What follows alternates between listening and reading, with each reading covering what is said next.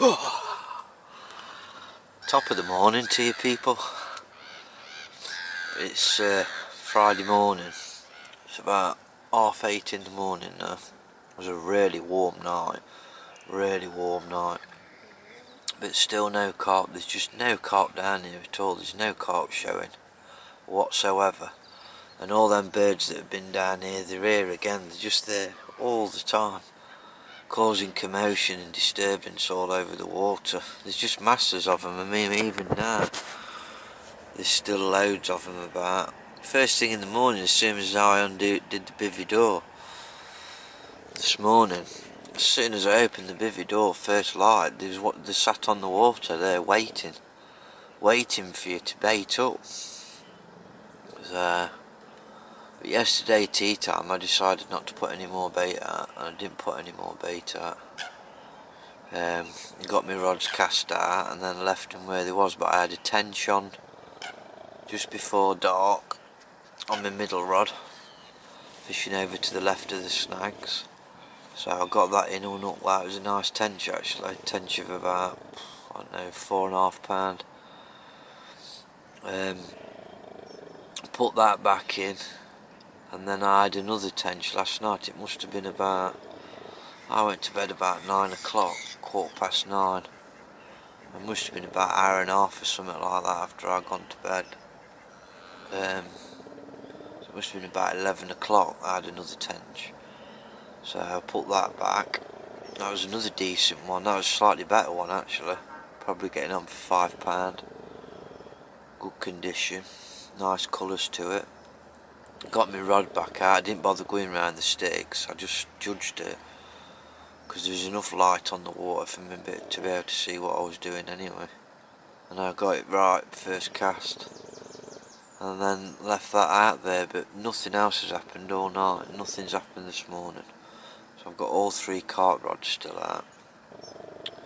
Like I said, I didn't put any bait out at all, because I thought there's no point. All I'm doing is feeding the birds.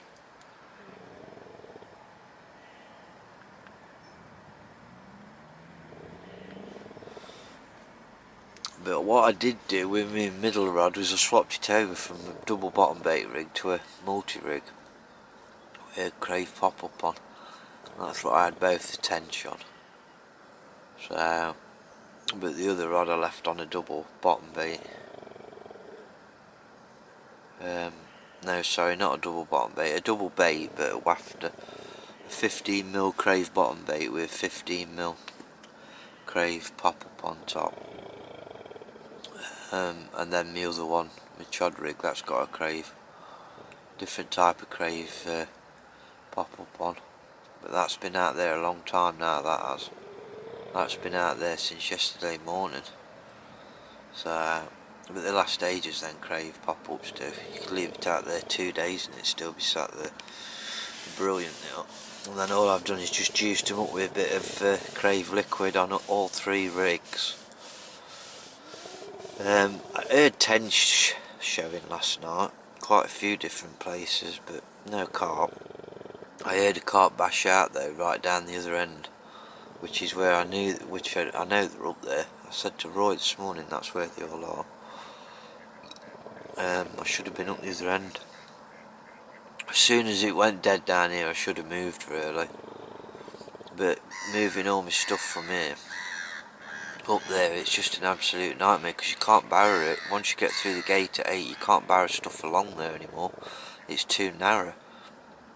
So you have to offload at 8 and walk from 8 all the way down through 2, and it's a massive job. You're looking for me to pack up here and reset up properly down there. You're looking at about 2 hours, 2.5 hours. Nightmare. So I didn't.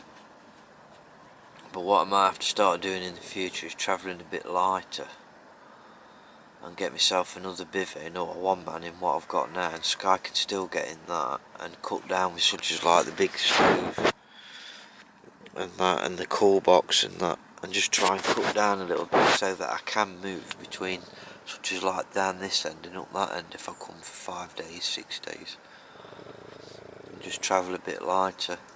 But my next journey, my next fishing trip, I'm going to leave the carp fishing alone for a few weeks, I think.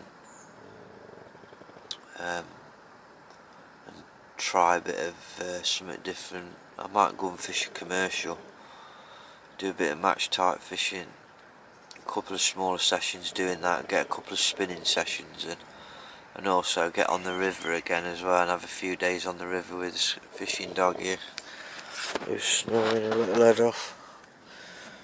She is there, look, aren't you? With a blanket on, even though she's got her bed down there.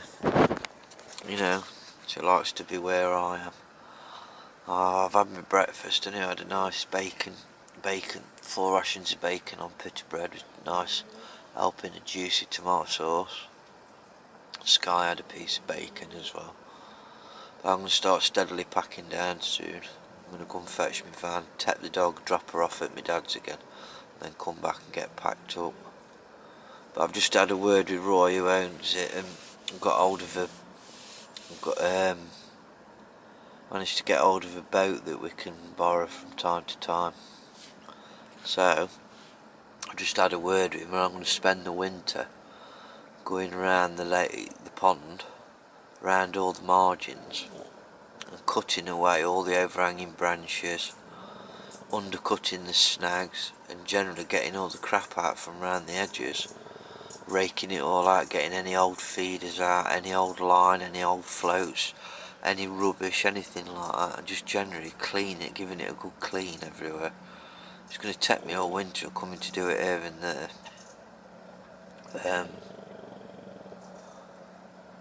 And then that way, hopefully, come March, the water will be a lot clearer, a lot cleaner. Because there's just that much crap in the water at the minute where people keep snapping off and stuff. You know, people don't know what they're doing properly and things, and getting snapped off on bigger fish and all that type of thing, which is no good. At the end of the day, it needs a work pod where they're clearing up. I mean, I've already said to Neil, down that bottom end, you've got them lot sat down there, bloody moaning about stuff behind them, yet they don't get off their arses and clear it up. They just add to the mess. They're just lazy. They'll sit there and moan about it, but they won't do fuck all about it. So, well, I will, because I'm going to get in the boat and start getting these edges cleared. And give him Roy in hand to get the water sorted out. He's got enough on his plate with everything else he has to do. So, if we get Neil down as well, and then Neil can help from the edges of the water, as I'm undercutting stuff out and that and getting it on the bank, he can be bagging it up and stuff. So it's going to be a massive job doing it. It's going to be a nightmare, but once it's done, it wants doing every year like that. It does. So, but yeah, frustrating session really. Frustrating. Basically just been ruined by the birds. All the commotion of the birds. I mean, the carp were down here on the Monday because I saw that mirror over there 2 or 3 times. I thought I saw another carp over to the left of the snags. But I managed to get a bit of bait in on Monday and left my rods out. Well, I didn't really have the birds bothering me, but then come Tuesday morning when I tried to bait up, they just hammered the water and they just ruined it. They caused that much commotion, and then they've been there ever since. They just haven't moved. Every attempt to me trying to get any bait in, and they're just there straight away. So, and going round and baiting from the back of the snags is alright, but the coots know you're doing it, and they're straight on it. As soon as you finish baiting up, they're all day picking the baits up. You know, and even doing it into darkness, so it's just a nightmare. Like I say, and that's why I didn't put no bait out last night. But anyhow, it's the way it goes, isn't it? That's why it's called fishing. If it was easy all the time, we'd get bored of it. But it's the first time I've blanked on here in absolutely ages when I've been carp fishing. I've had something like a run of, I don't know, something like 17 carp or something like that out of here. Might be more, it's in my books at home, but I know for a fact over the last few years, 3 years or something, since I started big carp fishing, that I've caught, I think, every time, bar once. I think I've only ever blanked once before in all that time, but so it had to come sooner or later, didn't it? Eh? Mind you, the sooner it become now, then get it out of the way. Line, that new GTHD what I bought and spooled up with, absolutely bang on, spot on line it is. Strong, it's got really good knot strength, it goes on the spools really nice, it's got a really nice feel to it, it's got low stretch, it casts absolutely brilliant, flies off it does. Can't fault it, absolutely brilliant. I shall stick to using that as my all-round main line now. I've got it in the 15 pound, which is 0.35 diameter. I shall use that for like me weed fishing and up to snags, my general all-round fishing. And then I'm going to get some Fox X set in a lower diameter for me distance casting. I mean, eventually I'd like to get another different set of reels. Them reels are good reels, but I'd like something with slightly better spools on them for casting a bit further. Because of the way that the spools are on them cross casts, the spools are a little bit, the way the line comes off of them, sometimes you can feel it trying to catch around the first ring, butt ring, which is not good because it don't fill you with confidence if you're trying to whack them out of distance, you know. But so far with my carp fishing, I've only been fishing up to about 70 yards, 80 yards, but I know there's times when I could do with fishing a lot further. And I know with them rods I can get there. That line what I'm using now, I'd get there. But reel wise, I could just do with some reels with better spools. And I have seen the Shimano, new Shimano bait runners, about £170 a piece. You get 3 spools with them as well.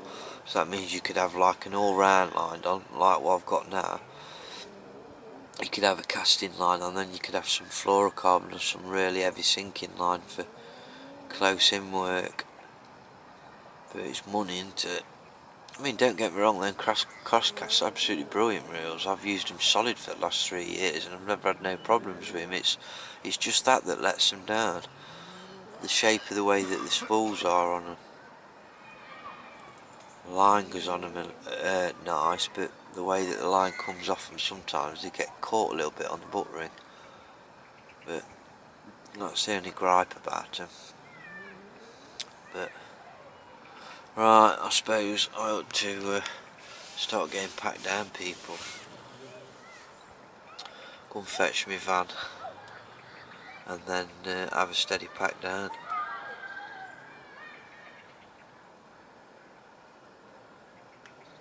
So no fish, no carp anyway. So right, I shall sign off anyway, people. Tight lines.